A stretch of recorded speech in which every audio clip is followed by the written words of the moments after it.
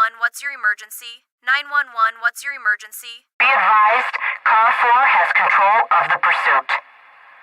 Proceed with caution.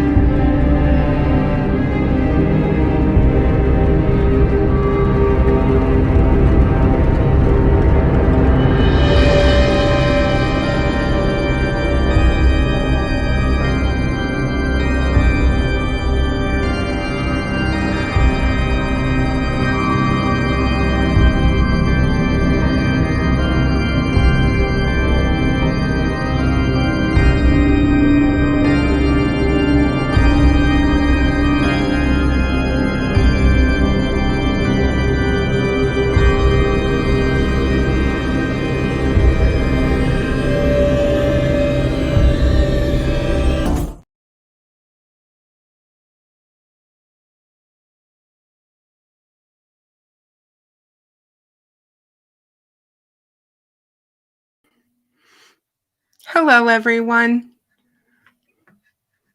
Welcome to Behind the Crime Door. I'm Kristen, and good to see all of you this evening. Hey, Melissa, how are you, my dear? Hi, Deb. Hope you're feeling better. So good to see you. Hey, Sierra, how are you? I'm happy to be here. That was funny. Hey, Jenna Mar. Thank you for being here. Hi, Maria. How are you, my dear? Hey, Dave. How are you doing?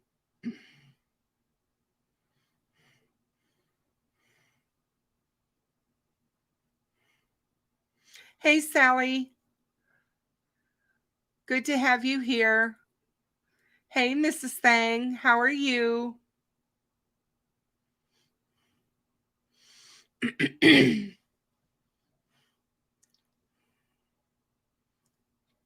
Oh, Maria, you're so sweet. Thank you.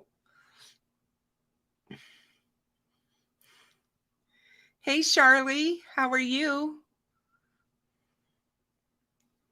Hey, Tech Death. How are you, my dear? Good to see you. Everybody, I want to make sure you all go check out True Crime Maria's channel. She has downloaded some really good content this week. She's been kind of on a hiatus from YouTube for a bit, and it's really good to see her back creating.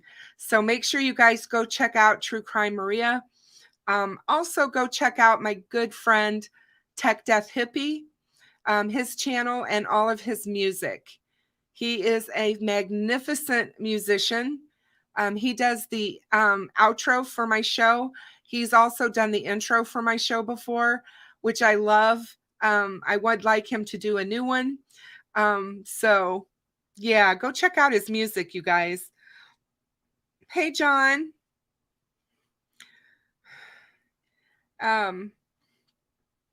Oh, Danger Dave, she has a channel. Yes, she does. It's a really good channel. Please go check her out. Maria, I'm not sure what's going on because I don't know if Nightbot's working. If you can see if he is and then let me know, like put in a prompt and see if he comes up because I'm not sure. I'm not sure what's going on with this. Just give me a minute, you guys.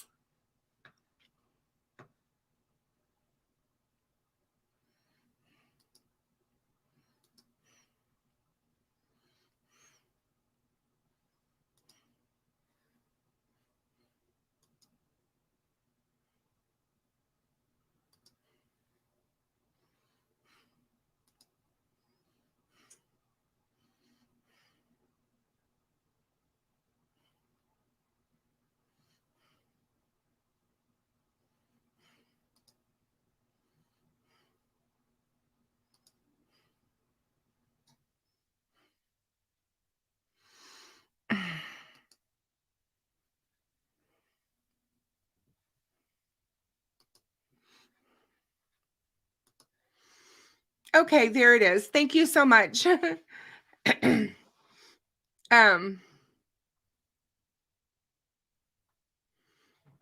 Thank you. We'll figure it out. It's not a problem. I just wanted to make sure that he was, because I banned him the other night. I wanted to make sure that he was back up, and I thought I got him, but so yeah. Thank you, Maria, for doing that for me. If you will drop those links, that would be awesome. So it's good to see you guys here tonight. We're going to talk about the Idaho murders a little bit and what we know about Bryan Kohberger. And yeah, we're going to get into a few different things. I did want to talk about a couple of things before we get into that. If you guys kind of know me, I kind of jump a bit around, but I want to just do a couple updates on some things. One of them is, I don't know if you guys heard, but this is just horrific, and I had to mention it tonight because it's just really hard for me to even fathom and wrap my head around. But a 25-year-old teacher is in critical condition in Virginia after a 6-year-old elementary school child shot her on purpose in the abdomen in the classroom after an argument ensued between them. He pulled out a gun and he shot her on purpose. 6 years old. The teacher, after she was hit, she begged for her students to flee and run because she didn't know what else he was going to do. Abby Zwerner of Williamsburg, Virginia, was shot in the chest at Rich Neck Elementary School in Newport News around 2:00 on Friday. One of her 6-year-old students, who was not publicly identified, allegedly deliberately shot her after they got into an altercation. After being shot, the teacher screamed at her children to run away. Parent Sebastian Gonzalez Hernandez told the Daily Mail. Even after she'd been shot, she was thinking about the safety of her children. She was taken to Riverside Regional Medical Center in critical condition, and she remains in critical condition. She was the only one injured in the shooting, thank God. But the police did say immediately after they secured the building and had the 6-year-old in custody that he did deliberately shoot her. And I am, like I said, I'm just rocked by this, you guys. I have a 5-year-old grandson, and I can't even imagine. I'm serious. I just can't even imagine this. Who allows their child to have access to a gun at the age of 6? It's beyond me. And I agree with Paul here. I do. These parents or caregivers or whoever this child lives with needs to be in custody. This child is 6 years old, and they have no idea about life and death. They don't understand. He has no idea what he's done. And it's probably ruined his whole life. I'm just I'm numb, you guys. I know that a lot of us, Deb, I love it. I love it. I love your new name. I love it. Check out Deb's True Crime Notebook channel, you guys. She is a brand new channel up and running. She's amazing. You will love her. Hey Pigeon, how are you? I just don't understand the violence in our schools, and I don't understand this story just blew me away, you guys. Please keep her in your prayers, and please keep the little boy in your prayers as well. I mean, he's 6 years old. He's just a baby. I mean, just a little guy who, just I just don't. I just think that something has to give. They did interview a couple of parents of children who were in the classroom, and one of the parents said that their son didn't see what happened. He did hear the gunshot though, and then saw his teacher lying on the floor. These poor children, they're just absolutely terrorized by something like this, and it's just so sad. The police, when I watched the police, the live press conference that they held after this aftermath, and the police were just beside themselves. They couldn't believe that he was 6 years old. And they're still trying to figure out how he managed to get a gun and where he got this gun from. Yeah, Grizz, exactly. That it wasn't an accident. He was mad at his teacher. They got into an altercation, and he pulled out this gun. I don't know if, how that happens, but the police said, this was not an accidental shooting. It was in a classroom. There was an altercation that took place. We did not have a situation where someone was going around the school shooting people. And luckily that was the lucky thing. A grandmother of one of the students told the Daily Mail that a student had brought in shiny gold bullets to school last week, but it is unclear if it's the same child who was also the child that was taken into custody and did the shooting. They don't know, but it was a very terrifying event. And I guess when whoever it was that brought the bullets last week did say that he would bring in his gun to show everybody. And a parent wrote on Facebook that the school didn't do anything to him for bringing in the bullets. And she said, now look and see what has happened. Of course, hindsight's 2020, but yeah.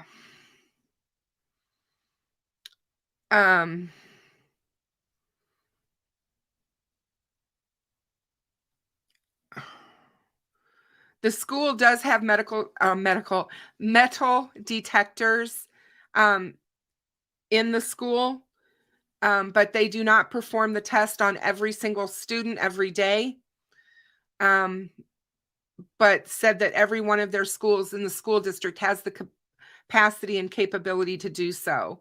When we have a perceived threat or an issue, we do random metal detection on those days. It is unclear if the school had enhanced testing after the bullet claim the week prior. He said, today our students got a lesson in gun violence. We need to keep the guns out of the hands of our young people. A British parent of one of the students who is currently based in the U.S., as her husband is in the military, is now demanding the town do something about the gun problem. Guns, that's the biggest problem in this country. And she said, where in the world does a 6-year-old boy get a bloody gun?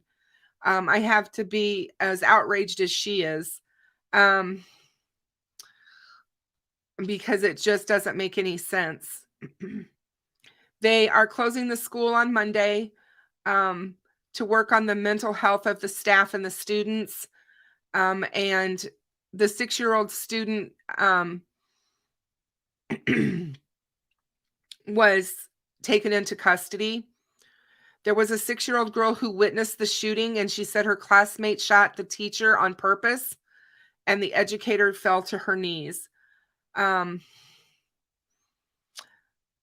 So again, not a good thing. And I just wanted you guys to be aware of it. The Uvalde Foundation for Kids commented on the devastating incident, saying, today's incident highlights yet again the need to prioritize in this nation the protection of our schools, our students, and the communities who care for them.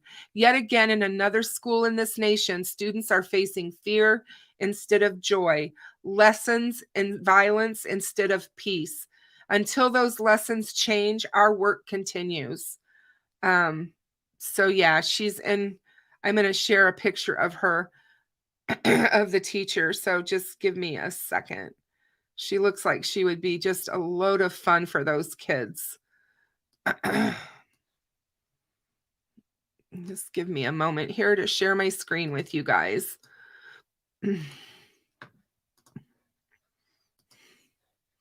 So that's a picture of her. And they said that she's extremely dedicated and just an amazing teacher. And her first thought after she was shot was her children and those kids and getting them to safety. That in itself says a lot about her. So, yeah, she is. She's got a great smile. She looks like she would just be a lot of fun for kindergartners and first graders. She's 25 years old. You know, her life had just begun really too. She's probably not been teaching for very long. So,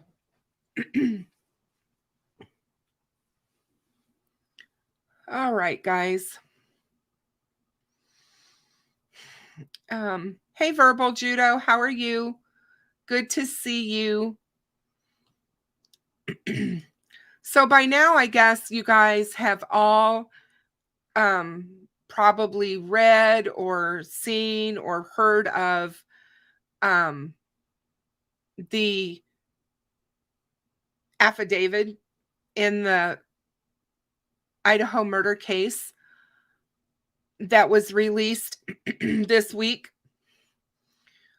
when Bryan Kohberger was brought back from Pennsylvania and extradited to back to Idaho. And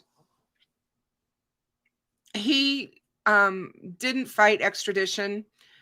He didn't even want a hearing. He just signed the form to go, and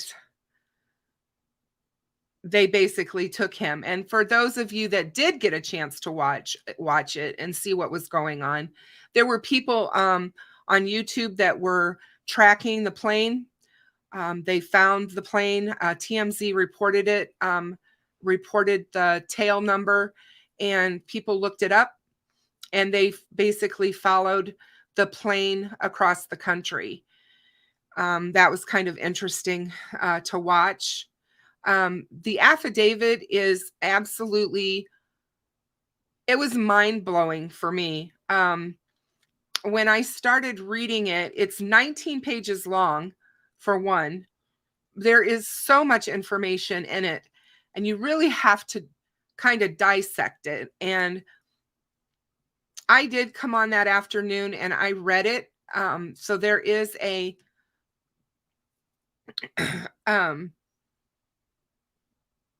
a video on my channel that you can watch. It's like 40, I think it's 44 minutes long, because that's how long it takes to read it.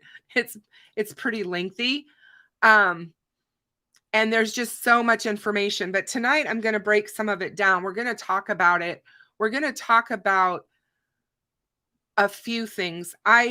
One of the things that one of my good friends, hey This'll Do Nicely, hey Mindy, hey Miss Siren, good to see all of you guys. Welcome, welcome. One of my good friends, another creator, the Captain Howdy, I did see he had put out a video earlier today, which he has since taken down. And I commend him for his decision to remove it. And I love him. I love him. I respect him. He does great work and has great content. And he would never put anything out there deliberately to hurt families or victims. And he had done, there is a video, or not a video, I apologize, an audio going around of the so-called victims' last sounds, words, whatever, going around. And he got a hold of it and decided to try to clean it up a little bit and put it out. And then got to thinking about that it may be in poor taste and took it down. And I just want to tell him thank you for doing that and for thinking about the families and the victims' families. I haven't listened to this. I haven't heard any of it. But you guys know me and I'm all about the families, and it's hard enough for them to be dealing with everything else they're dealing with. The last thing they need is to be hearing the last death sounds or their children over and over on social media. You know, even if it's real. I mean, at this point, we don't know that it's even real. That's what bothers me most of all. And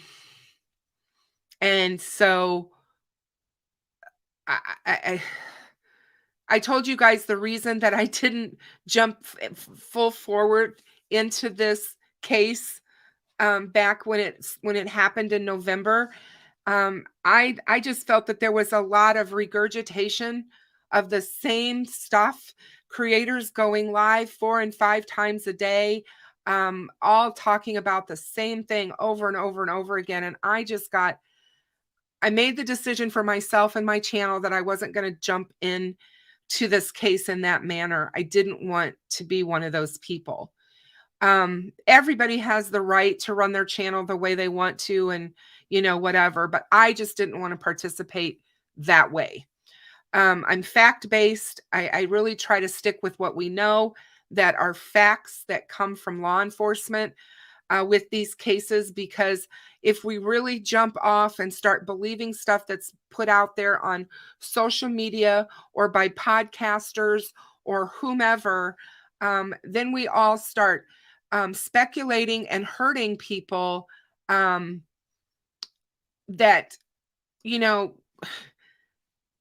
that may or may not even have anything to do with the case. And I think that if we take a look at Idaho, we can see where that had already began to happen. I mean, we had people throwing both Jacks under the bus and saying that they were the killers and calling them out. We have people even right now absolutely vilifying and questioning the survivors in the house, why they didn't do this and why they didn't do that. I say we don't do that. We should listen to what law enforcement has said and then wait to get the full story of what happened in that house. It is so easy to be a Monday morning quarterback and sit on our laurels here, behind our keyboards and say, well, we should have done this. And why didn't she call 911? And why didn't she do this? You have no idea what trauma is like until you've been through it. We, at this point, don't know what happened. She could have been extremely inebriated and drunk. And maybe because she had been at a frat party earlier. Maybe she, didn't hear anything after what she saw, and she felt like there's nothing else going on, and she went to sleep. I mean, it's very possible that happened. That doesn't make her guilty of anything. It doesn't make her an awful person or an awful friend. She had no idea what had just happened in that house. And that's very possible. And if she did know what happened, she could have been absolutely petrified with fear. And I think that I would definitely feel that way myself. Hey, Steve, how are you? It's so good to see you. So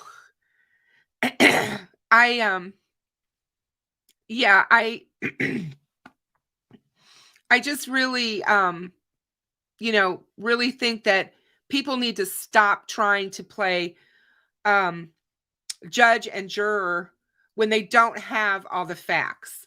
It doesn't do true crime any good, and it definitely doesn't do any good for the cases.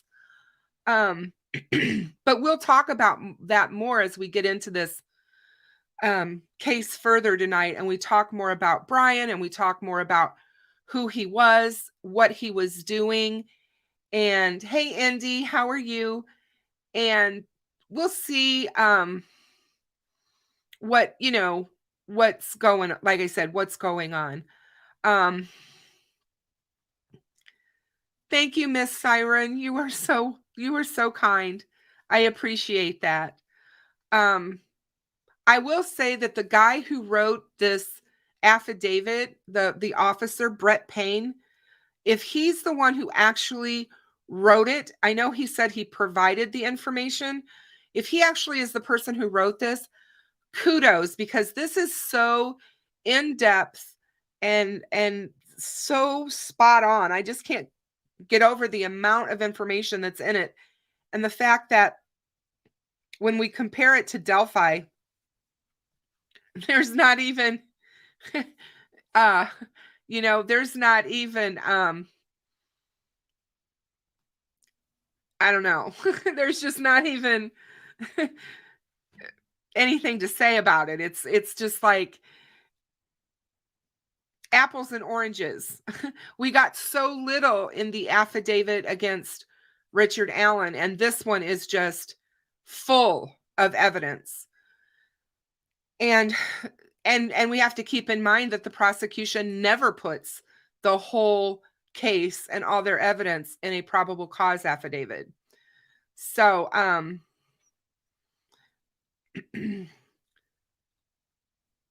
everybody knows that, on November 13th of 2022, at approximately somewhere between 4 and 4:20 a.m., they believe that these 4 college students were brutally murdered as they slept in their house in Moscow, Idaho, at 1122 King Road. That residence had been being stalked by Bryan Kohberger in the months prior and the weeks prior to the murders. 12 times he was there. And of the 12 times that he was there, all but one was the middle of the night. We know that Bryan came to Moscow in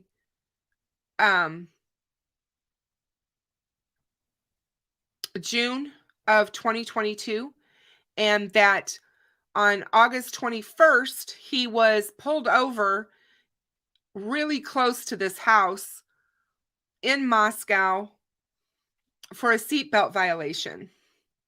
And classes for him at Washington State University started on August 22nd. He is a teacher. He is going to school, or was going to school, for his PhD at Washington State University, with their PhD program. And when you are a PhD student, you teach. And so he was a teacher's assistant, and he had class. And so he had to start class. And as you guys notice, if you notice that my topic for tonight was the real teacher behind the chalkboard, because I don't think anybody knew who the real Bryan Kohberger was, and still may not know. So,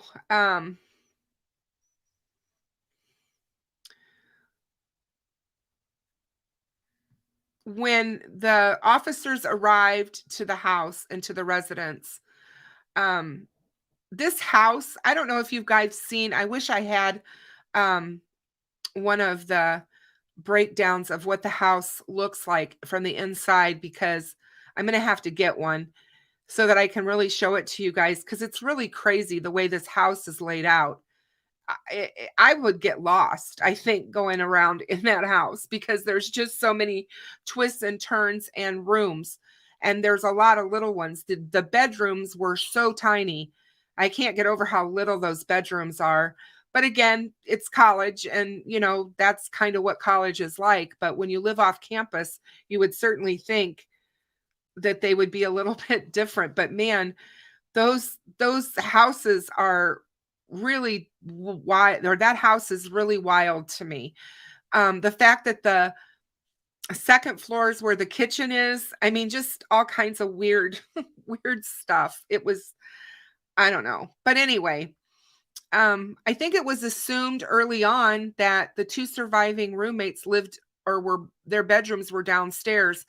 And we found out that that's not true. That DM was on the second floor with Xana, and B was down on the first floor, I think.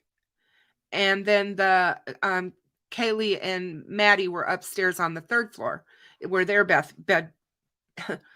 bedrooms.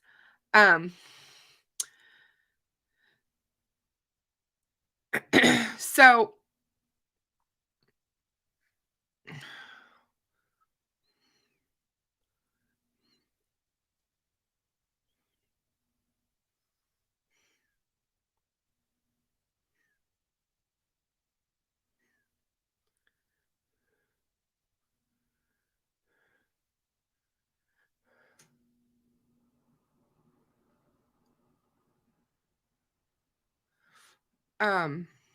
hold on a second, guys. What, Maria, can you tell me, is my Nightbot doing something wrong?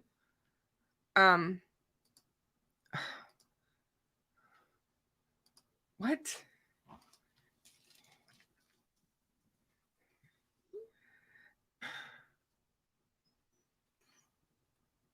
You guys just forget about Nightbot, okay? I accidentally messed Nightbot up, and I will get Nightbot fixed. So try to forget him tonight if you can, please. Means.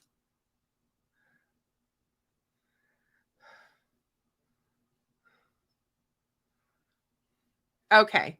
So I've disabled him from the chat, you guys. You will not have to deal with him.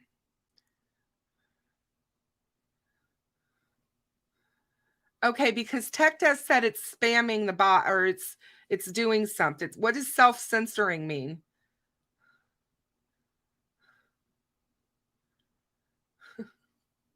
Yeah, I'm like, I just disabled him. So we're going to just leave him be until I can work on him. So don't worry about it. So getting back to that, sorry guys for the interruption there. I just thought the house was really broken up. So it's, and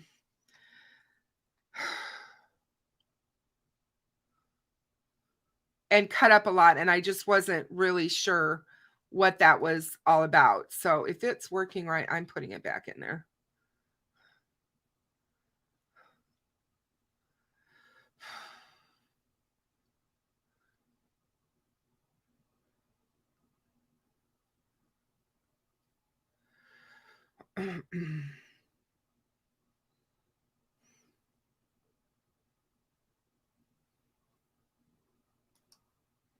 Hang on one second, you guys. Just give me one moment to fix what I just did.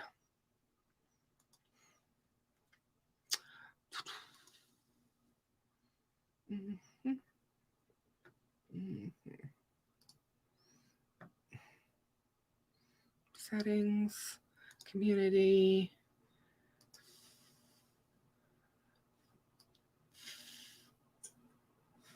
Come on.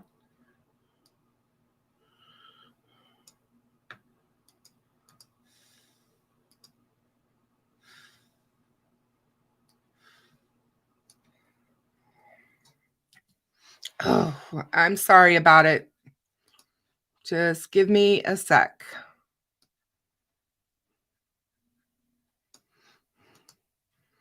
Copy.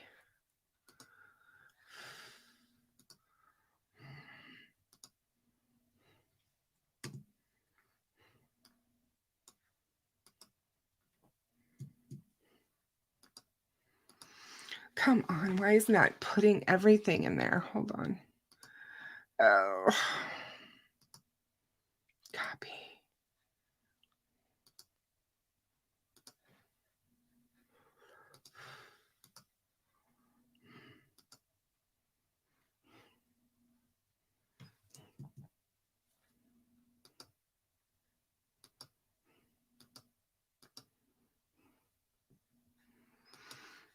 It's just insane.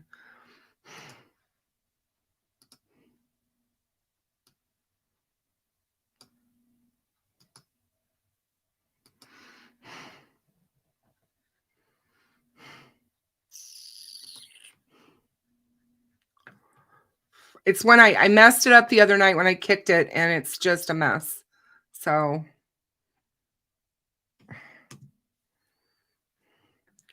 I'm just going to leave it, you guys. I don't know what to, I can't get it fixed right this minute, and I don't want to hold up my live stream anymore. So you're just going to have to try to deal with it the best you can, and I do apologize. Okay. So so everybody who is moderating, please make sure that you add in my my join, my Maria knows, she'll put them in there, and then you guys can copy from hers. So yeah, I don't want a bot taken over. So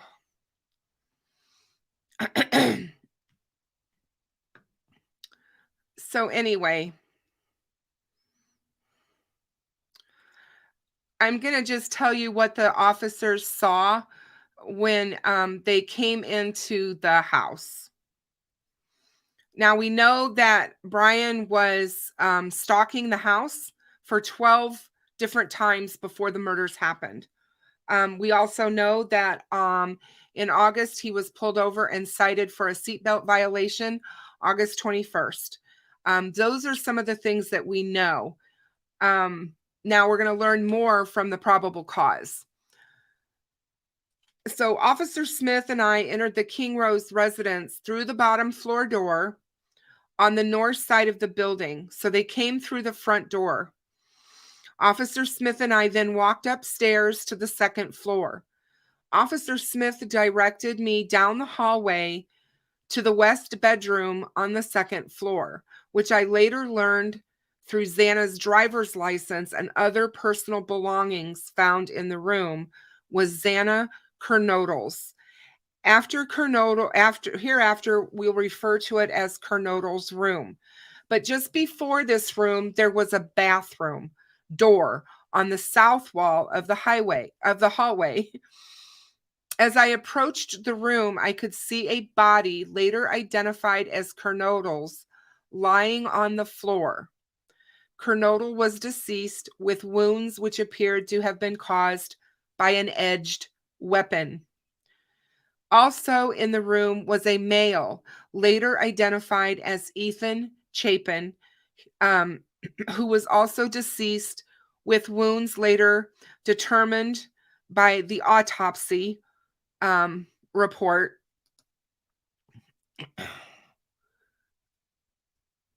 Hold on a second. I'm having all kinds of issues tonight. What the heck is going on? Excuse me. From the Spokane County Medical Examiner, which was dated December 15th, to be caused by sharp force injuries. I then followed Officer Smith upstairs to the third floor of the residence. The third floor consisted of 2 bedrooms and 1 bathroom. The bedroom on the west side of the floor was later determined to be Kaylee Conclaves's, and there was a dog in this room when Moscow police officers initially responded. So that was Murphy, you guys. The dog belongs to Kaylee Conclaves and her ex-boyfriend, Jack Ducour. I found out from my interview that Jack Ducour, on November the 13th, 2022, that he and Conclaves shared the dog. Officer Smith then pointed out a small bathroom on the east side of the third floor. This bathroom shared a wall with Maddie Mogen's bedroom. Oh, my nose. As I entered this bedroom, I could see 2 females in the single bed in the room. Both Conclaves and Mogen were deceased with visible stab wounds. I also later noticed what appeared to be a tan leather knife sheath laying on the bed next to Mogen's right side when viewed from the door. Now, I've heard many podcasters and creators saying that this was found underneath Maddie's body, and it wasn't. It was laying right next to her on the side of the bed in plain sight. The sheet was later processed and had K-Bar, USMC, and the United States Marine Corps Eagle Globe and anchor insignia stamped on the outside of it. This knife is very, very distinguishable. Anyone who's been in the Marines or in the armed forces would know this knife and know right away what kind of knife it was and everything. It's very distinguished. The Idaho State Lab located a single source of male DNA, the suspect's profile, left on the button snap of the knife sheath. As part of the investigation, numerous interviews were conducted by the Moscow Police Department officers, Idaho State Police, and the FBI, and 2 of those interviews included BF and DM. Both BF and DM were inside the King Road residence at the time of the homicides and were roommates to the victims. And BF's bedroom was located on the east side of the first floor of the King Road residence. Based on numerous interviews conducted by police officers, ISP detectives, and FBI agents, as well as my review of evidence, I've learned the following. On the evening of November 12, 2022, Chapin and Kernodle are seen by BF at the Sigma Chi house on the University of Idaho campus at 735 Nez Perce Drive from approximately 9 p.m. on the 12th to 1:45 a.m. on the 13th. So 1:45. BF also estimated that at approximately 1:45, Chapin and Kernodle return to the King Road residence. BF also said that Chapin did not live in the King Road residence but was a guest of Kernodle. And we all know that Ethan was the member of fraternity and he could not stay out all night. And so he didn't stay the night with her. He would stay late into the morning and then go home. Gonsalves and and Mogen were at a local bar called the Corner Club at 202 North Main Street in Moscow, and Gonsalves and Mogen could be seen on video footage provided by the Corner Club between 10 o'clock on the 12th and 1:30 a.m. on the 13th. At approximately 1:30, Gonsalves and Mogen can be seen on video at a local food vendor, the Grub Truck, at 318 South Main Street in downtown Moscow. The Grub Truck live streams video from their food truck on the streaming platform Twitch, which is available for public viewing on their website. And this video was captured by law enforcement.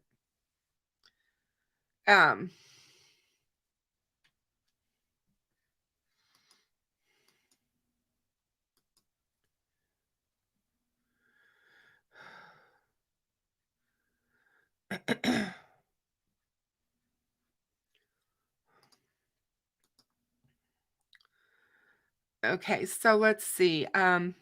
If you guys are having trouble, just exit out of the live and come back in, because it's the only thing I can see. Nightbot is not in here, Nick. It's not doing anything to you.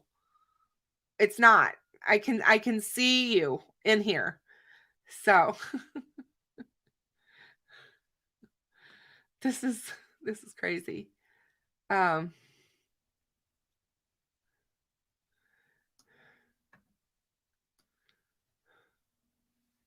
Night, Dave. Be safe out there, okay? The girls leave the truck and arrive at home by a private party, which they redacted the name of the person, but provided a ride to the girls back home from downtown and from the Grub Hub or the Grub Truck, and at 1:56 a.m. back to their house. So they made it back home by 2 a.m. DM and BF both made statements during interviews which indicated that the occupants of the home were all back at the house by 2 a.m. and asleep, or at least in their rooms, by approximately 4 a.m.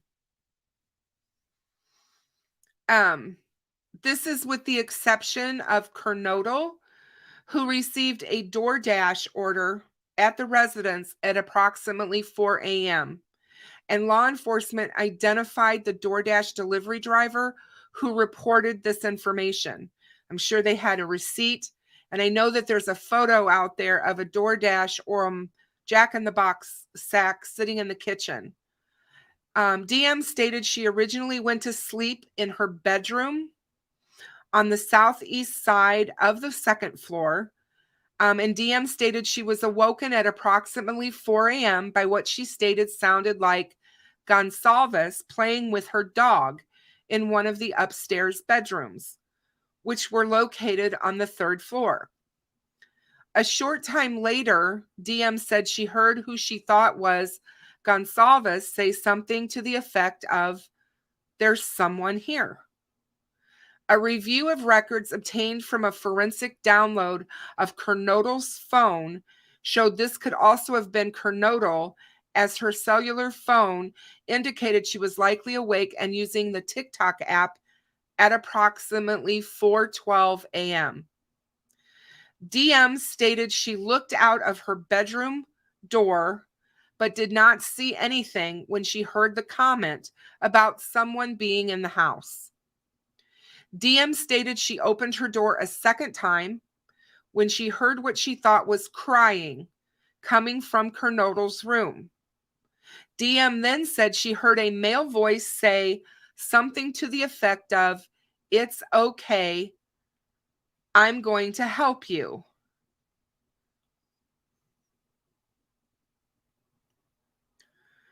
At approximately 4:17 a.m., a security camera located at 1112 King Road, a residence immediately to the northwest of 1122 King Road, picked up distorted audio of what sounded like voices of a whimper followed by a very loud thud.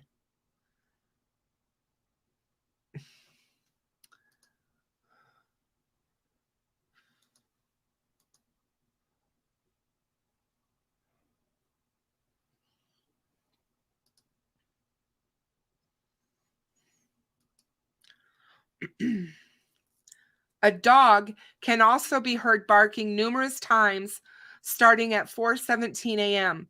The security camera that picked this up is less than 50 feet from the west wall of Kernodle's bedroom. DM stated she opened her door for the third time after she heard the crying and saw a figure clad in black clothing and a mask that covered the person's mouth and nose walking towards her. DM described the figure as 5'10" or taller, male, not very muscular, but athletically built with bushy eyebrows. The male walked past DM as she stood in a frozen shock phase. The male walked towards the back sliding glass door. DM locked herself in her room after seeing the male. DM did not state that she recognized the male. This leads investigators to believe that the murderer left the scene. The combination of DM's statements to law enforcement, reviews of forensic downloads of records from BF and DM's phone, and a video of a suspect video as described below leads investigators to believe the homicides occurred between 4 a.m. and 4:25 a.m. They have a video of a suspect's car arriving into the area of the house and driving all around in a very strange fashion. During the processing of the scene, they found a latent shoe print outside the door of DM's bedroom, and the shoe print showed a diamond-shaped pattern similar to a van type shoe sole, and this was consistent with DM's statement regarding the suspect's path of travel. So that's basically what happened. It sounds like the suspect came into the house through the front door, and from everything this says, went straight upstairs to the third floor and killed Maddie and Kaylee, and then went downstairs and proceeded to kill Ethan and Xana. So it makes you wonder what happened. I've listened to some forensic psychologists and some profilers about this case. Some pretty really well-known profilers actually about this case and about the affidavit. And I've heard people say that they don't necessarily believe that he came there to kill 4 people. It's quite possible he didn't expect the other people to be there. You have to remember, Kaylee was home. She was already gone and was at home. She only came back that weekend because she wanted to show Maddie her new car that she bought. So she wasn't even supposed to be there. She just came. So we know that from Kaylee's mom. That would put Maddie being there and Xana being there, and then the other 2 roommates. And if he had been stalking the house, he may very well know about what time of day that Ethan would tend to leave. I was thinking as well. He may have been able to see that and watch Ethan leave the house on multiple occasions.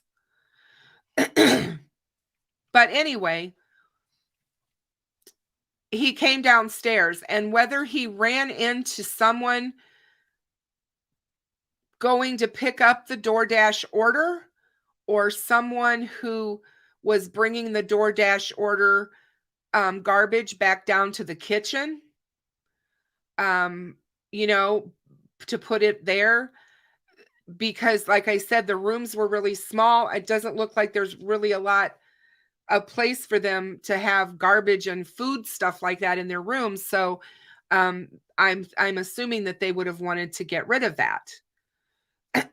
So it would have been one or the other. And it could have been either of them. It could have been either Kaylee, or excuse me, Xana or Ethan that would have done that.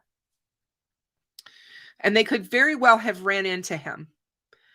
And again, that person would have been surprised. And if he was, reaction, he could have stabbed them.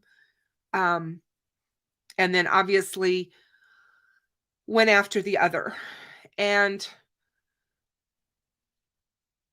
as I was thinking about it, listening to these profilers talk, it takes a lot of energy to stab and murder people. A lot of physical energy goes into that. You expel a lot of energy. And, excuse me. And after 4 of them, you're probably exhausted physically, just physically exhausted. He could have just turned around and left. He was so overwhelmed, and just went and walked out. And again, dark hallway. He probably didn't even see DM standing there in the doorway or see her, with the door cracked open looking at him, because he wasn't expecting that. He just wasn't expecting that. So, and I think that that's luck, whatever. But I mean, to me, that's what makes sense as to why she was left alive. Because in my mind, if he knew for any reason that she was there and in that room, she would not be with us today. He would have made sure of that before leaving. So, what do we know about this guy? We know that he left the house and drove a long way, you guys. Maria did a video on this, and you guys need to watch her video, because she does a video and talks about where he drove to and how long it took him to get back home. I think he disposed of the knife while he was on this drive. I don't think they'll ever find it. That's just my opinion. I could totally be wrong, you guys. I'm just throwing that out there, because I don't understand why he would have driven to these long away places on his way back to WSU, and why he wouldn't have just went back the way he came. So to me, it makes sense in my mind that he would have wanted to dispose of stuff. I did see something today that was interesting to me, though. Somebody said on Twitter, what if he left the knife sheath on purpose, which I really don't think, but I thought it was an interesting thought, to just kind of steer them in the wrong direction, and didn't realize his DNA was on it. That's possible too, but I think they'll be able to match that type of knife. I think that they already did to a degree. They already know that that was the type of knife that was used because they were talking about it early on.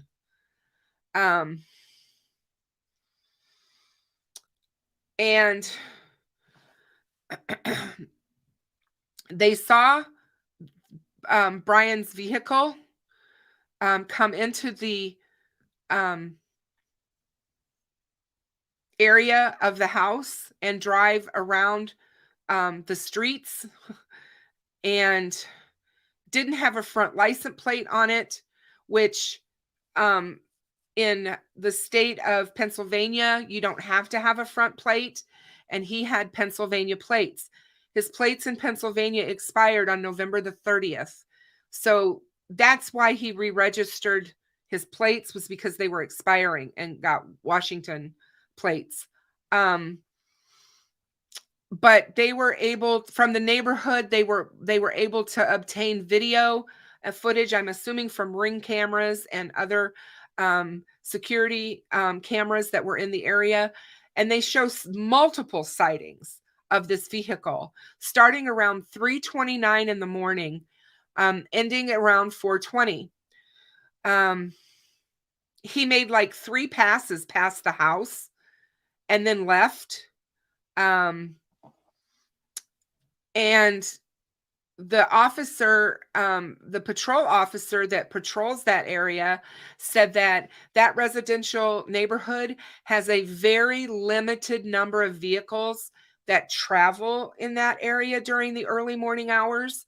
So it was very apparent that this vehicle on camera was probably something highly unusual. So it immediately got them interested in what this car was up to. Who was it? What was it? What were they up to? They see the car enter the neighborhood in the fourth, for the fourth time around 4:04 a.m. And it drove eastbound on King Road, and it stopped and turned around at 500 Queen Road, and then drove back westbound onto King Road. And it is, when it was in front of the house, he seemed to have trouble parking, and he attempted to turn around in the middle of the road. And then he continued to the intersection of Queen Road and King Road, and you can see him completing a 3-point turn, they said, and then driving eastbound down Queen Road. They believe that he came up that side road and parked directly behind the house. There's a whole line of trees and bushes there, and they believe that he parked there. But that's not, that's just, I think, someone's speculation, because it's not actually in the affidavit where he actually parked. He was seen leaving the neighborhood at a high rate of speed at 4:20 a.m. And then he's next observed traveling southbound on Walenta Drive. And they believe they know where he exited the neighborhood from. And it makes complete sense, because it's only about 10 miles from Pullman, which is where he lived. They did send the video footage of his car to forensic examiners in Quantico at the FBI, and they regularly look at these kinds of surveillance footages to try to identify the make and model of unknown vehicles. And hold on a second. And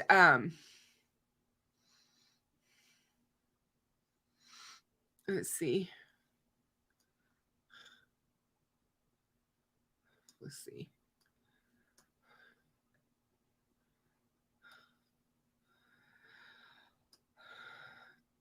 anyway, the guy that they gave it to at the FBI was able to identify the make and model of the car within a few years. I mean, he said it was probably a 2011 to 2013 Hyundai Elantra. And then he came back and said, no, he thought it was a 2011 to somewhere between 2011, 2016. And I think we realized that it's a 2015. So it was pretty spot on there. We do know that after all of this happened, the suspect's vehicle around 5:25 a.m., which was consistent with his car, was observed on 5 cameras in Pullman, Washington on the WSU campus. And so they saw him as he was coming back into town to his home. They've also talked about there's evidence out there that Bryan was using latex gloves after the murders and was emptying his trash in other neighbors' bins. He was doing a lot of things to try and keep law enforcement from obtaining his DNA. And that was what he would, I firmly believe that that's what that behavior was all about. And one of the things I think is interesting is when you listen to the interviews with his students, he talks about, they talk about Bryan's whole demeanor changed after the murders in class. He was known to be a real stickler, and was really harsh in grading them. And all that changed after the murders. He actually started giving out hundreds and was much more relaxed.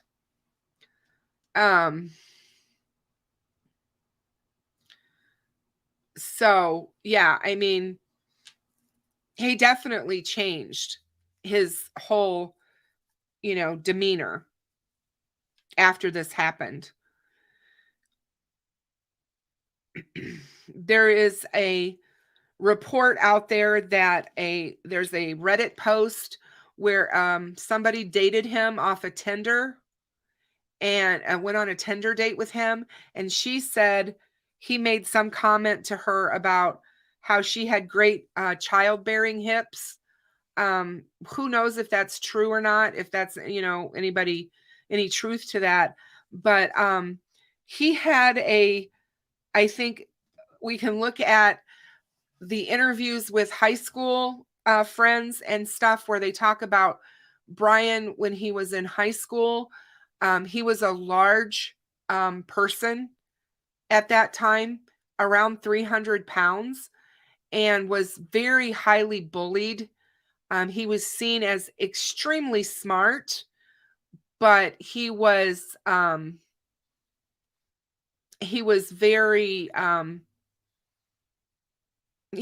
different and socially awkward. I don't think that he fit in well. And those types of people, as we well know, often are the victims of bullying. And I wonder what that did to him psychologically, and how angry and how much rage he had to that. Let's see what's going on in my chat here.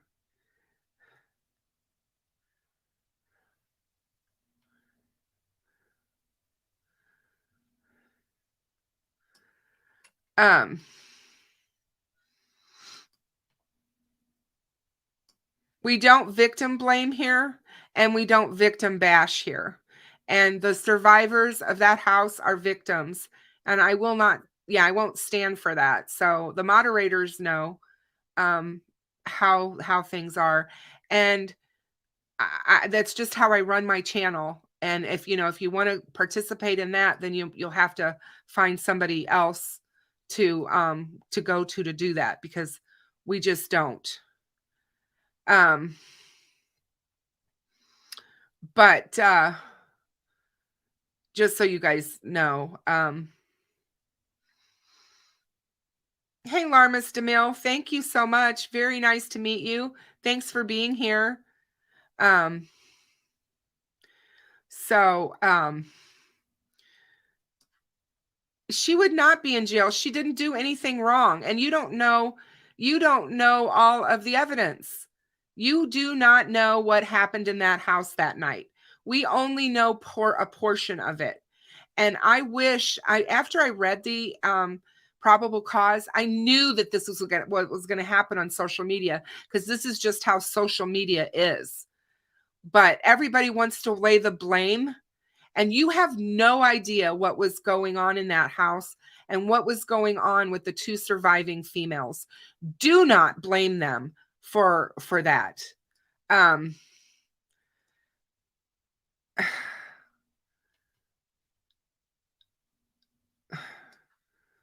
And so I'm done with this. Hold on here. Sorry, guys. I'm not dealing with that tonight. Sorry. So there is,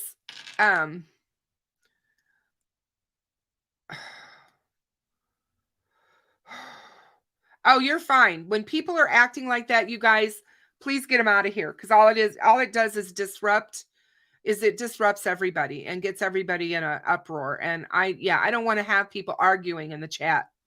People are supposed to be respectful, and my rules are there when they come in. So maybe they're not tonight, but they're supposed to be. But yeah, I mean, this is the thing, Maria and I have talked about this at length the last few days about this is one of the aspects of true crime on social media that I hate. And it is how people are so quick to throw out the blame on the most vulnerable of people around true crime and around the case. It's the same thing that people tried to do to Kelsey, and shame her and blame her and all the other crap with Delphi. I'm not going to put up with it in any of my cases. So please, make sure. And like I said, like I said, we don't know what was going on in that house, you guys. And I firmly, in my mind, do not believe that Dylan had any idea that anything bad had happened. This house was a party house. People came and went from that house all of the time. And just because she didn't recognize him or just saw this guy doesn't mean anything. We know what we know. We know there was a murder. So we're thinking of it in a completely different light than she may have been. And so like I said, I just my heart goes out to her. These two girls are going to have a lot of counseling if they ever can get over being the ones who survived this. They were their friends, you guys. And you live with people and you become close to them, and then to have them brutally murdered in their sleep while you are nothing happens. I can't even imagine the survivor guilt that they must have to deal with. And we don't have a clue of what that is or how that hurts. And I just, like I said, I just get so mad that people are so wanting to blame everything. The person to blame here is Bryan Kohberger, you guys. He's the person to blame. He's the person who's been arrested for this. And sure, he's innocent until he's proven guilty. But thanks, Joanne. Thank you so much. You've got a house with girls, living in it that they partied with. They had lots of friends who were in the fraternities and the sororities. They would come and go. We already heard that people had the code to get in the house. So, it's like I said, we just don't know what she was thinking or, whatever. I honest to God do not believe that she thought that man who walked past her was doing anything horrible. And it was dark. She may not have seen blood. She may not have seen anything except what she described. And she may have seen a lot more. We don't know yet because they didn't put everything in that affidavit, right? So the blame needs to be laid at the foot of the killer, not at the survivors. And, you know, I'm just... I know that it's makes you wonder. I know that it does, but the police have already cleared them, and I just please, you guys, don't allow people to treat them like this. And the only way to stop it is for us to speak up about it. Hey Deb, let's see. Hi, Kristen. Dylan may be scared, frozen. No one knows what they do at a moment in time. When she saw this guy, could have thought someone thought someone's friend. Exactly. We don't know what was going on in there for sure. And so until we have all those facts, you guys, and those are going to come out in the trial, we'll learn all of that stuff. It'll be a lot easier to understand.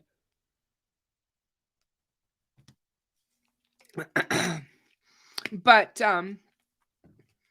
you know, Bryan is creepy, a really creepy guy, but at the same time I think he appeared really normal. And I think that is part of what's so scary about it, is you have this person who's extremely smart and probably a really bad narcissist, I'm thinking. And also, he's been bullied. He's been rejected. You know, he's been mistreated. He was teased about his weight for, you know, I don't know, probably his entire time in high school. And then he dropped all of this weight and got in shape and became a vegan, I'm assuming, and just really went, you know, all in for that and tried to make himself better. But I still think he was awkward, and I still think that he was not fitting in.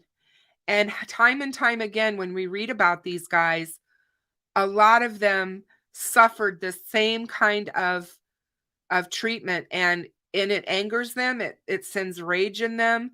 And we don't know, we may never know what his motive truly was behind this.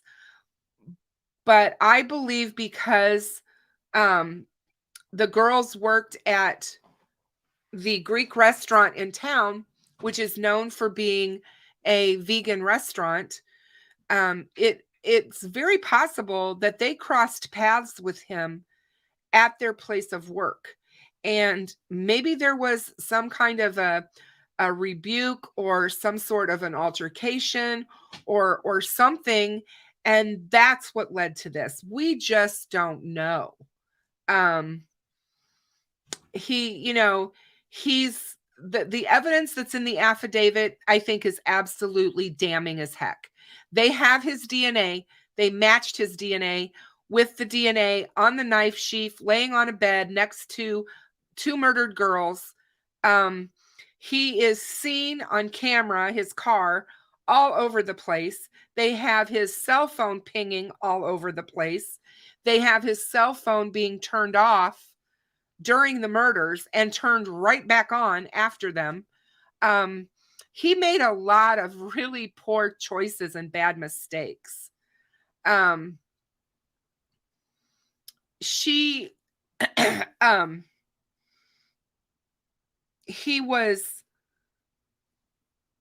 DNA matched, the DNA on the knife sheath matched DNA from his father, 99.998% was the chance of it not being Bryan's dad. the suspect's dad. So, I mean, it was like, there was such a minute, I mean, it's him. I mean, DNA doesn't lie, just doesn't. And I think it'll be really interesting to see what happens in court. Well, I'll tell you what, Melissa, I think sometimes people do feel remorse, but psychopaths can't feel remorse. If he turns out to be a true psychopath, then yeah, they don't feel remorse at all. And, you know, when you look at him, when I saw him sitting in court, when they read his charges, he just seemed like a guy with not a care in the world. He certainly didn't seem like someone sitting there being read charges of homicide for 4 people with the possible death sentence. Every single time she read it, and she said the sentence, death penalty is death up to life in prison. He didn't seem like he had a care in the world about that. And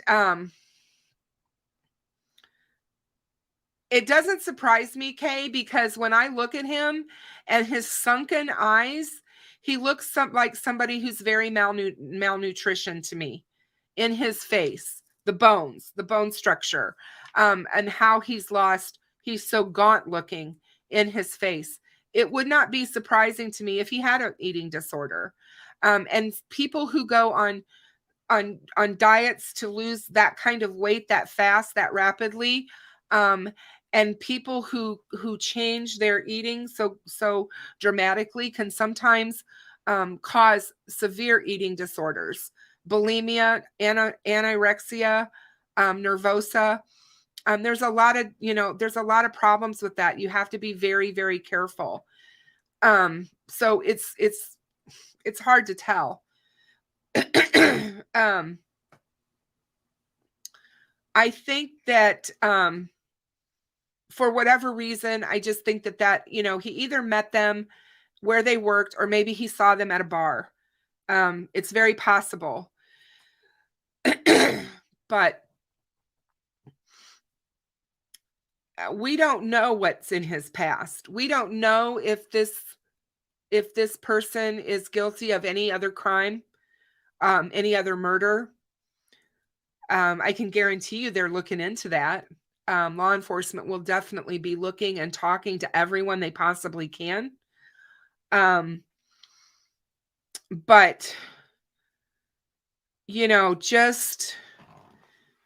just with the evidence that they have in this probable cause, they could get conviction. And we know they have much more than this. So it will be interesting to see what happens. If he continues to hold out for his trial, or if he ends up caving and not wanting death, saves the families from having to go through a trial and listen to everything that was done to their loved ones and pleads. But it's hard to say because we just don't know enough yet. I think he's going to be somebody that's studied. I look for that. I think because of his professor, Dr. Catherine, what's her name again, Maria? I always forget her name. I don't know why. What is her name? Dr. Catherine.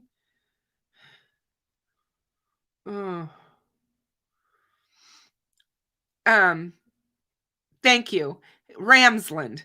Catherine Ramsland was his professor in Pennsylvania when he was getting his master's, and she excuse me,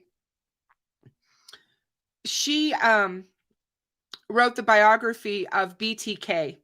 She befriended him for over 5 years and studied him, and she taught a course about serial killers. And I have a feeling that Bryan was probably extremely interested in serial killers. She said that he was one of the smartest students she ever had.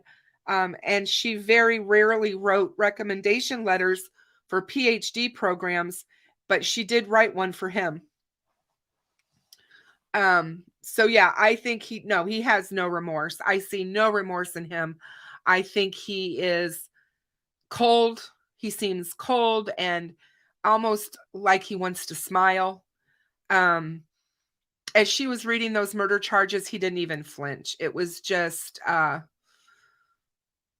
it was real. It was unreal. Cause I mean, if you were sitting there knowing that you were innocent of something, and you would be so upset. And to me, you would be so upset knowing that charges were being read to you about the fact that, you could face the death penalty. Oh, okay. Sorry, Maria.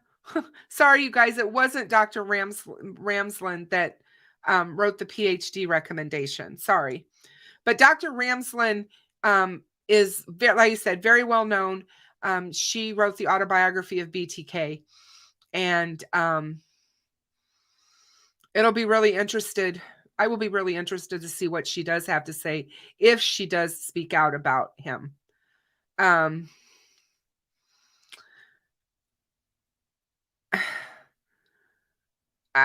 think it's a pretty cut and dried case for me from what I've seen so far. I think that we can't say enough. As I said last Thursday night, when I had Steve and Skip on, I can't say enough about what law enforcement has done in this case. When we talk about this case versus other cases, and especially Delphi, what transpired in this case is how things are supposed to work. This is how things are supposed to work. When law enforcement gets together with other jurisdictions, they work together as a team, and they don't let the naysayers, even the family.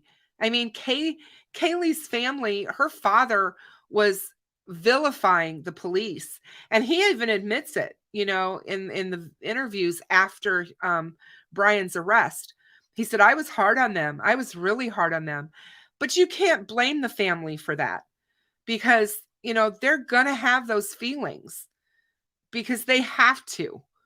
That's the only way they can survive what's happened, is to place their anger, all the anger and the rage that they're feeling about what happened to their loved one, and especially their child. They have to place that somewhere.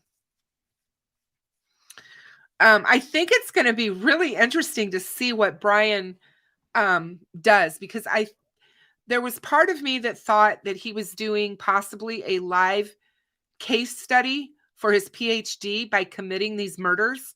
That crossed my mind right away. What if he's doing that?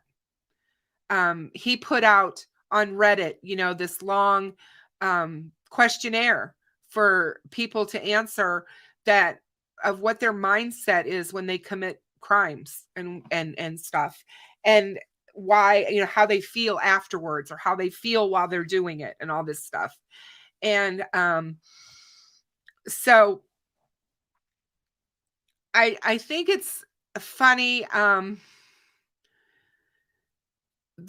His families, I guarantee you that their families don't know. They have no idea that, who these people are. They may have known that Bryan was quirky or whatever, but I don't believe that they knew that he murdered these people. But who knows? Like I said, we're going to find out more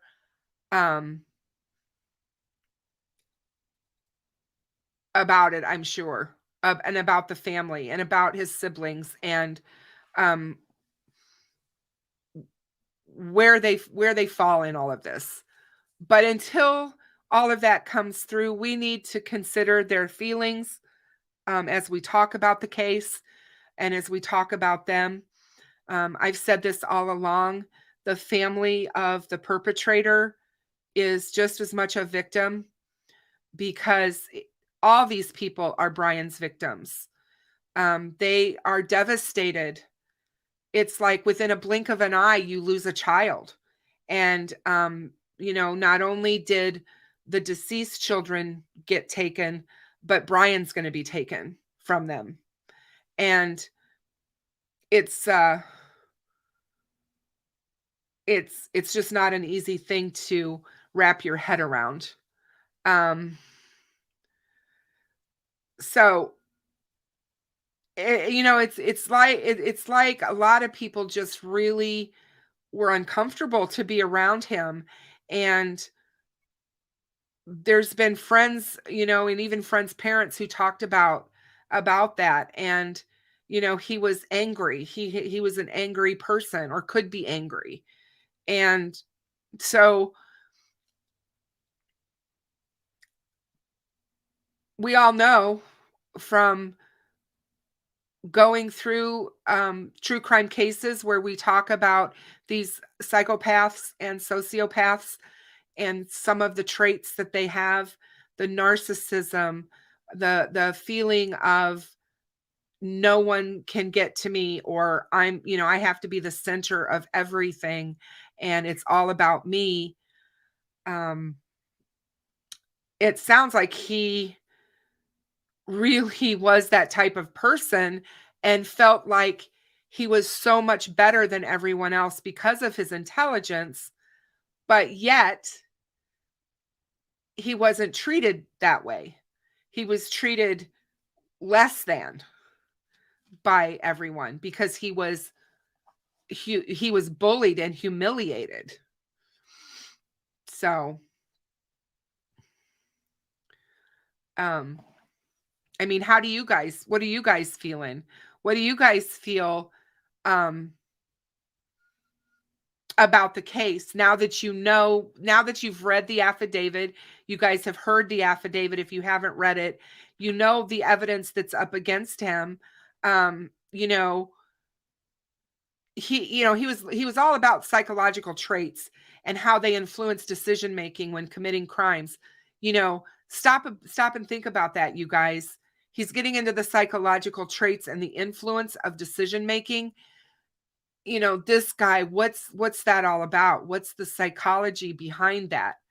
Again, before I even knew this, I thought that he was doing groundwork for a PhD dissertation with these murders. And it's he looks very sunken to me in the eyes, of almost the sunken eye socket of people with starvation. And again, he's been covered up ever since we've seen him. He's had on a bulletproof vest. I can't really tell what he looks like. I thought it was interesting that DM described him as not muscular, but athletic. And I was just like, well, what does that mean? Because I did question that, because when I see him, he looks like he has muscular arms, like he lifts weights. So that's kind of what I was thinking. But definitely arrogant, Island. Definitely. I definitely feel that he was an arrogant person, for sure. So I needs to be looked at very closely for what?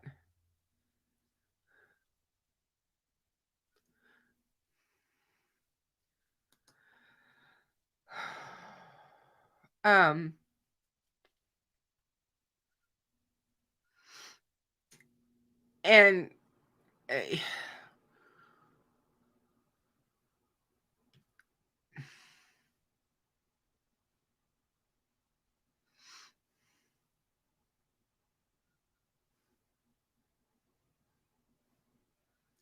that doesn't make any sense to me.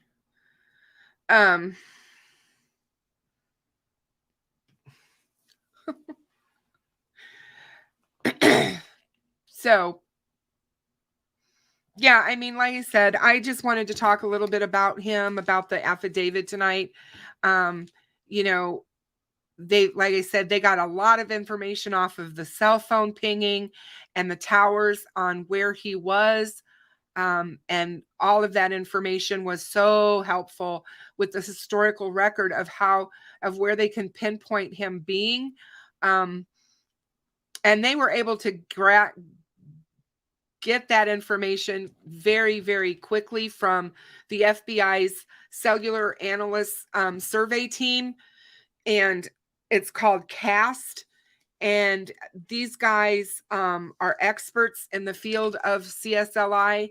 And they were able to go through these records and pinpoint all of this and put him within just,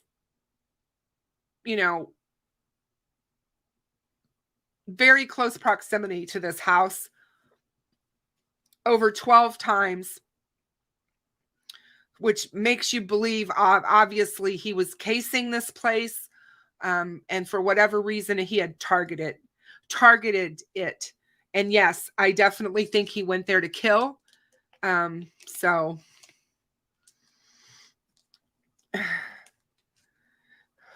and but I think he thought he was smarter than everyone. And I definitely think thought he was smarter than the police. I think he was dying to know what was in the probable cause affidavit. And I know that there's been forensic experts on some of the talk shows talking about it, saying that that's why he waived extradition to go back to Idaho, because he desperately needed to know what they had on him, what was in the probable cause affidavit, and that led to his arrest. Because I don't think he thought that he'd left anything behind. I don't think he thought that he was going to be caught. Yes, I definitely think this was planned. It was a targeted attack. Most definitely. Yeah, he cased this house for weeks, if not months. They have the information in the PCA to tell us that.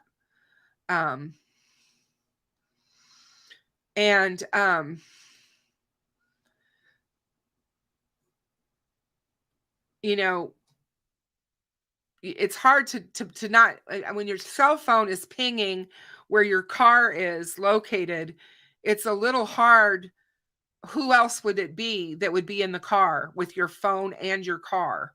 A lot of times these types of killers do think they're smarter than police. I guarantee you that they do, that they think that they're smarter than the cops. And Ted Bundy was one of them. He firmly believed he was smarter. So, but I do think what I thought was interesting about all of this, the murders were committed on the 13th of November, and by the 30th of November, they had Bryan Kohberger on their radar. So all the people all over social media that was proclaiming this becoming a cold case, cops didn't know what they were doing. It was a mess. The case was a mess. They don't know what they're talking about, do they? This will do nicely. Thank you so much for being here. Thank you. Thank you so much. Have a good night. And it's a horrific crime that seems senseless and seems so brazen and so, I don't know. I don't understand people, and we never will, because psychopaths and sociopaths, we can't understand. We're not like them. We don't even begin to think like them. So we can't understand that. We can't understand and wrap our head around that. But they don't see these people the way we do, as human beings with families and loved ones and all of that. He doesn't see them that way.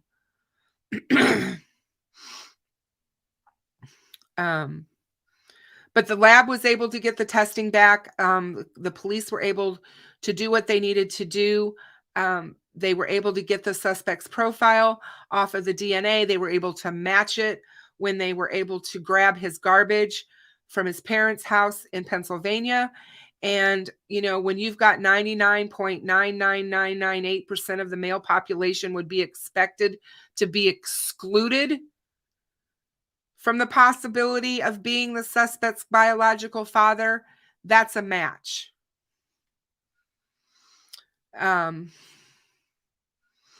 So it, like I said, the case will be interesting. It will be interesting to see how fast it moves forward. And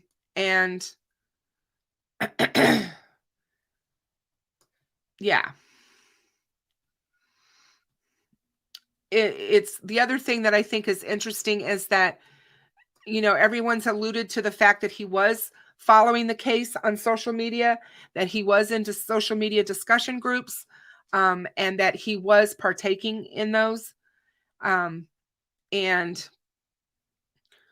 there's many people that believe that there's a man called the Papa Rogers Facebook profile, and they believe that that is him. Whether that's true or not, we don't know, but that's speculation. But there's another account, Inside Looking, on Reddit, and both of these accounts made chilling and accurate accounts or speculations of what happened, and the person who was behind it, of being, you know, and now they're saying that the person behind these were the real killer, or was the real killer. And after he was arrested, the Papa Rogers account didn't post anymore on Facebook. So it's kind of interesting. It'll be interesting to see if any of that's released or if we find out any of that. But we've all talked about the fact that these killers, they like to hear their names. I think we should stop using his name, because I always hate the fact that we always remember the perpetrators' names and we forget the victims' names. And the victims kind of just become forgotten people, and we always are talking about the killer. But you know, he drove his own car. He carried his own cell phone. You know, he left the sheath behind. He left this huge digital trail, basically, of breadcrumbs for law enforcement to come find me.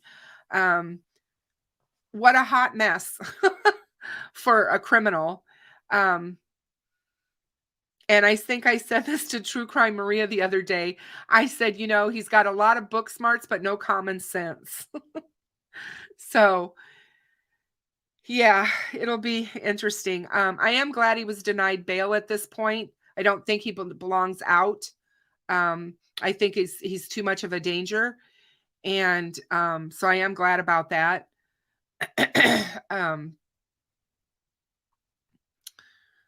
So I know one of the posts on Reddit, the Reddit subgroup Moscow Murders, the user Inside Looking made several speculations about this murder, and police were quiet. You know, they weren't telling any full details of these murders.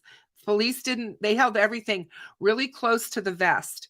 And one of the posts was, the killer parked behind the house, approached the property through the tree line, and entered the sliding door and left it open.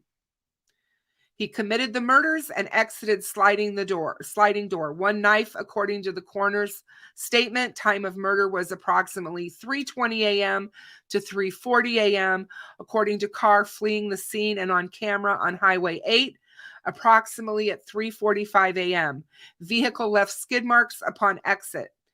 Inside Looking also accurately pointed out that the pictures of a shoe print police were investigating belonged to the suspect. There is no way that somebody that was posting all of that wouldn't have inside information. They were looking at a shoe print, the one outside of DM's door. The only thing that's wrong here is the time, but everything else is right as far as the sliding door, entering, exiting. Excuse me.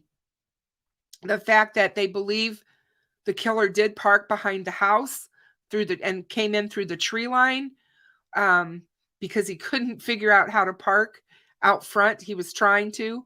The fact that there were skid marks when he left, because he left so abruptly and quickly, all of those things. And we all know, law enforcement tells us all the time, we keep things close to the vest for this very reason, because only the killer would know these things. And the user also said that the Hyundai Elantra would be key to the cracking of the case, and predicted that it would lead the police to the suspect. And it seems like that because there was so much detail in this person's posts on Reddit, it drew a lot of attention to themselves. And somebody commented, "Dude is solving his own crime. What a psycho." Somebody wrote on a comment on one of Inside Looking's posts. So yeah, if it turns out that Inside Looking person truly turns out to be Bryan Kohberger, wow, is all I can say.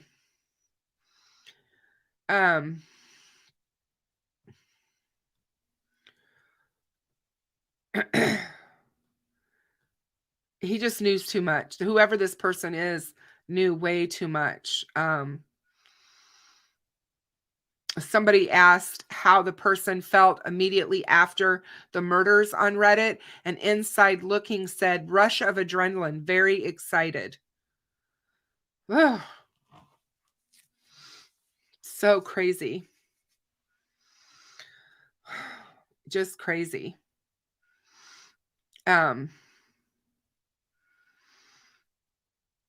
But yeah.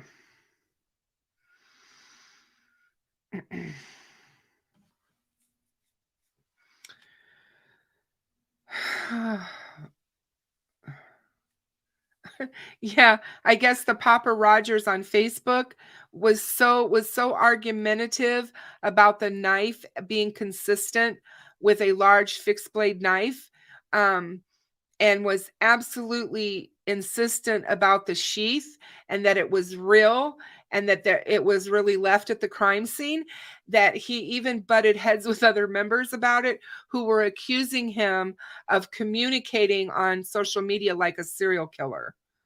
And he seemed to be this big authority on the case. He was argumentative and argued with people all of the time and about some really creepy stuff. Posted a lot of questions similar to Bryan's crime questions on his questionnaire. And they removed him out of the group at 7:10 the evening before Bryan's arrest. And once they did that, he had created a group page and had 6 people in it. And nobody has heard from him since. So yeah, very, very interesting. It'll be really interesting, like I said, to find out what social media presence he had. And oh, exactly, Miss Siren. Who would think that their son could possibly do something like this? For people to even think the parents knew, it's just, I don't go there. That's not the first place I go. I would be shocked to find out the parents knew something about this. Yeah, there were more social media accounts than just one. There were more than just those. There were 2 that we know of for sure, and possibly 3 or 4.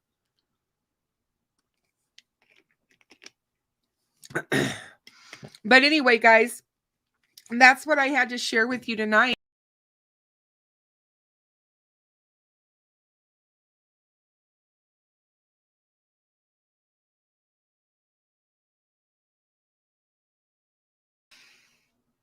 Sorry, guys. My magic mouse, which is not so magic. That little devil is going to do me in one of these days. I'm just like, what the heck, you know? I did, Deb, because if I hit this Apple Mac mouse just right, it throws me off. It throws me out of the stream. It's so crazy. I'm like, what a nightmare. I mean, Nightbot was acting up tonight. Everything, you know, the whole stream has been crazy. I apologize. But Maria's going to help me with that, and we're going to get that stuff all sorted out. So we'll figure it out, figure out what's going on with it. Excuse me, I don't mean to yawn. I was up early this morning. I had my 5-year-old grandson with me overnight, and he always likes to get up at the butt crack of dawn. And I'm a night owl because of being a YouTuber. I'm up late. So I'm just like, you know, thanks. I'm glad you knew that, Menti, because I would never just leave you guys hanging on purpose.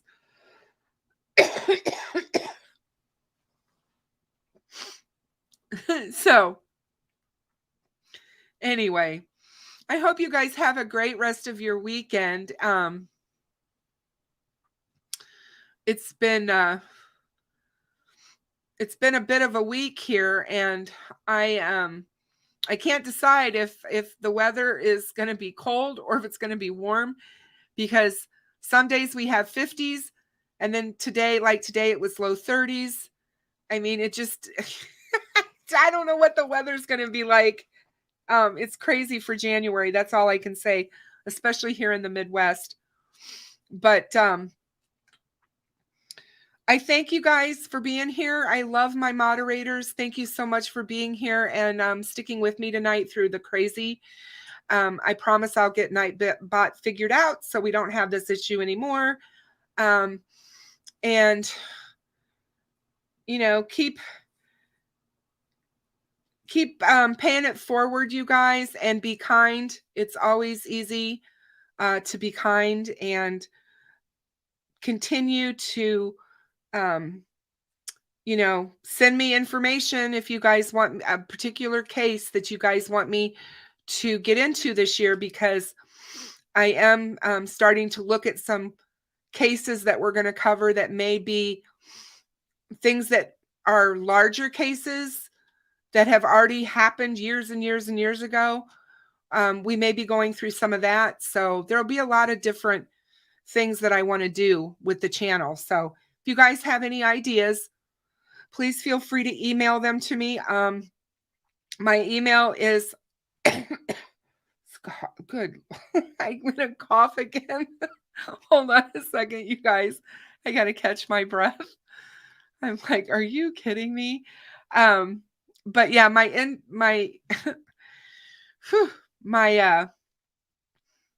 email is behindthecrimedoor@gmail.com. And so yeah, I will see you guys all on Tuesday night.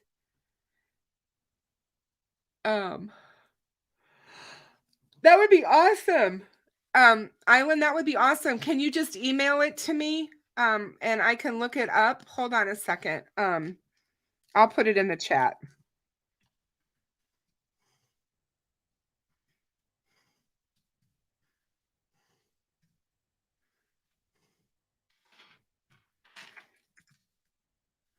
I'll be glad to take a look at it. So there you go. And but yeah, thanks for being here, you guys. I love all of you, and we'll see you on Tuesday. Good night, everybody. Have a great evening.